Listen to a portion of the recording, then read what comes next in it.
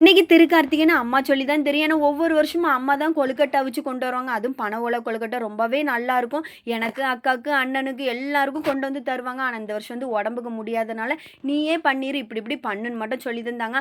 அதுலயும் இந்த பனை ஓலை அங்க கிடைக்குமான்னு தெரியல. ஏன்னா இங்க வந்து தெரளி இலை தான் ரொம்பவே ஃபேமஸு.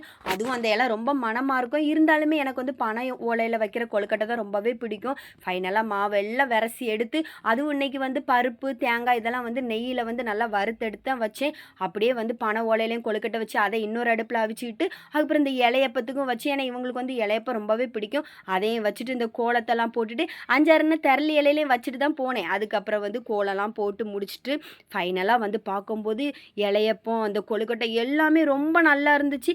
எல்லாரும் சாப்பிட்டு ரொம்ப நல்லா இருந்துன்னு சொன்னாவா. அதுக்கப்புறம் வந்து விளக்கு ஏற்றணும். அங்கே பார்த்தா விளக்கு இல்லை. இருந்தாலும் மெழுகுவர்த்தியை கொளுத்தி வச்சுட்டு அப்படியே பக்கத்து வீட்லேயும் போய் வீடியோலாம் எடுத்துட்டு லாஸ்ட்டாக வந்து நான் வச்ச கொழுக்கட்டையை சாப்பிட்டு ரொம்ப நல்லா இருந்துச்சு.